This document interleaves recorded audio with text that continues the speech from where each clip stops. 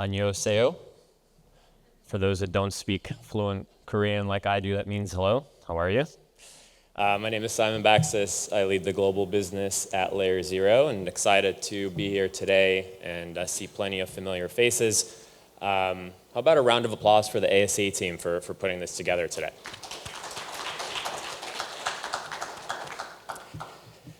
And speaking of speaking Korean, I've had the pleasure all week to meet with some of the largest companies and institutions here in Korea, world-renowned companies and institutions. What that looks like in practice is me sitting in a room with Alex Lim, who leads Asia for us. Most of those conversations are in Korean, so I just sit there and nod and smile. But in all seriousness, observing the tenacity and the ambition and the intelligence and the resources that exist here behind those companies is just points to the fact that the next wave of innovation and adoption across digital assets and stablecoins will come from here, come from Korea, will come from the broader Asia-Pacific market, which is why we're incredibly excited to support the opportunity here, double down, invest from both a resources perspective, a capital perspective, and people perspective, and really help make that innovation a reality. We can all agree that crypto is going mainstream, right? We're all here. Look at the amount of people that are here. Look at the amount of people that have been here all week.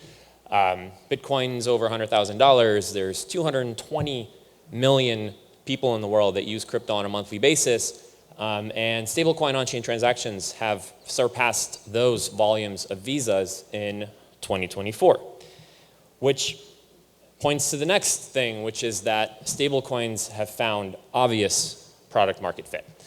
I think everyone probably, and maybe those who didn't, but saw the last couple of weeks the intense public battle for who can win USDH, the native stablecoin of Hyperliquid, and the amount of bidding that took place between companies like Maker and Baksys and PayPal, really investing all the resources to become the stablecoin of the Hyperliquid ecosystem, which eventually the native markets team won.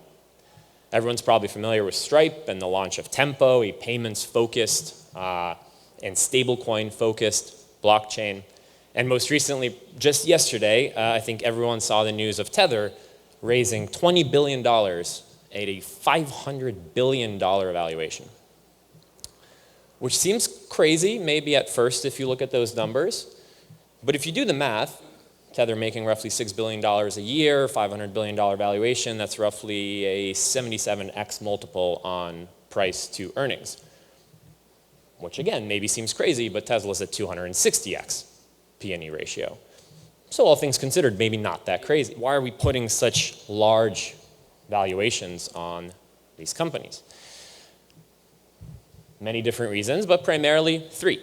Number one, stablecoins are borderless, as we all know, right? So there's no nationalistic restrictions, there's no archaic operating hours.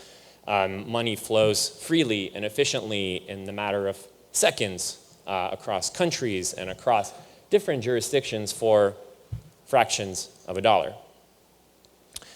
Stablecoins are also sovereign, right? So it is really the only true digital representation of cash under your mattress, except cash under your mattress you can't send from Switzerland to Korea in the matter of 10 seconds for $1. And last but not least, transactions are cheap.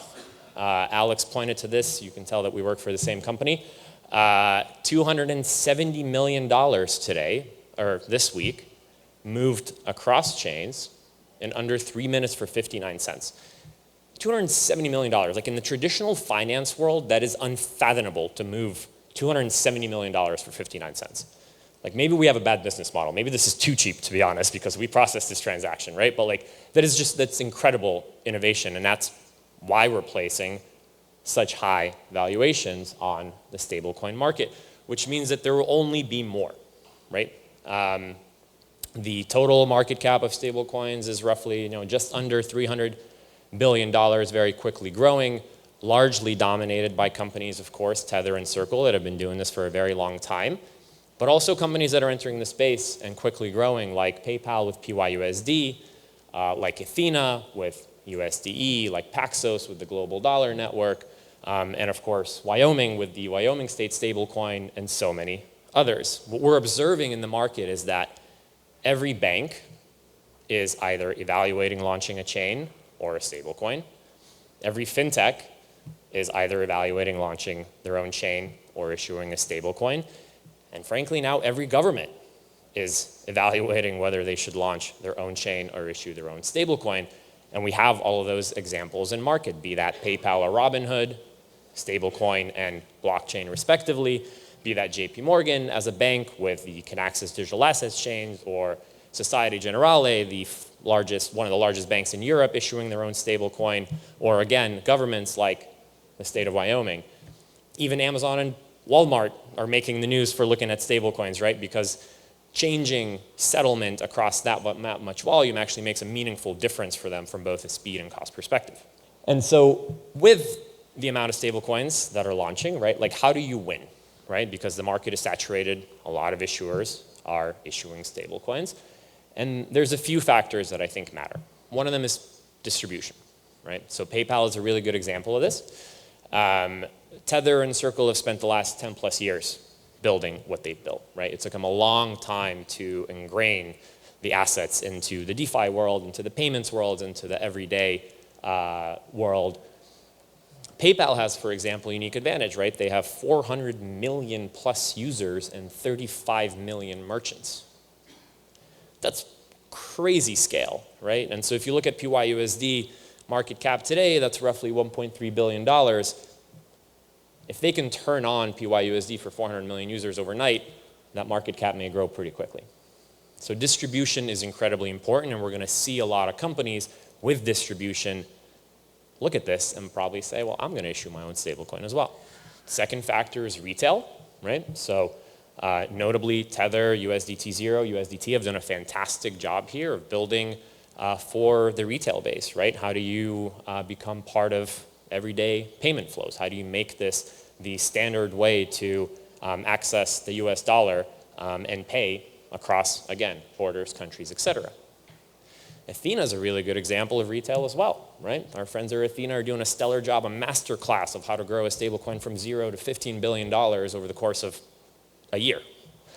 And that is because they're able to provide sustainable financial value to the end user. And the last factor, last but not least, is trust, right?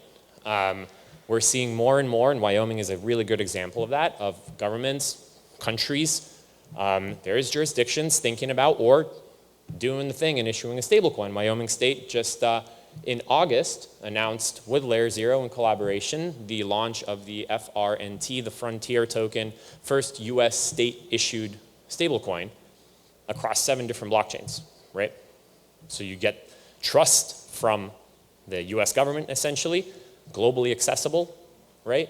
And the best part is the profits of the entire stablecoin and the initiative funds public education system in the state of Wyoming.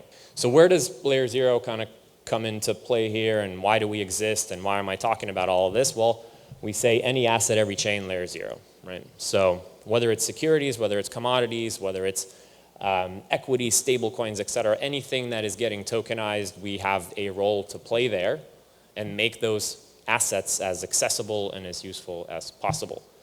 We do that across 142 different blockchains today, maybe 143. We've moved over $130 billion worth of value cross-chain, and that's just the beginning across all these assets that I just spoke about and 400 others.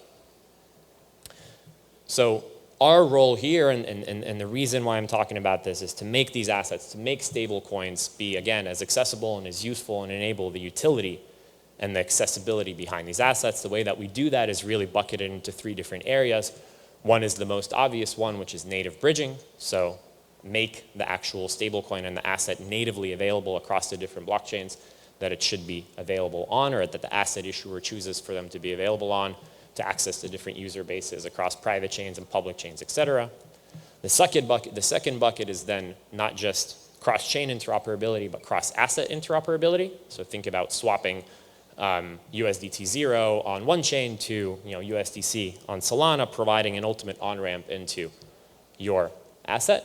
And then last but not least, direct deposits, right? So create things like an ability to deposit a stablecoin from one chain directly into something like Hyperliquid, which is what we've built for ultimate distribution. So really, it's about us taking care of business on the tech side and allowing the asset issuers to take care of business on the business side and focus on the hard problems that they can solve. I'm getting the Oscar music here, so I have to wrap up soon, so I'm gonna go fast. But LayerZero supports today roughly 65% of different stablecoins across the board, which is more than any asset issuer, which is more than any chain. And these are some of the stablecoins that we power today. Again, some of the ones that I mentioned, be that PayPal, PYUSD, Athena, Paxos, Agora, and a variety of others.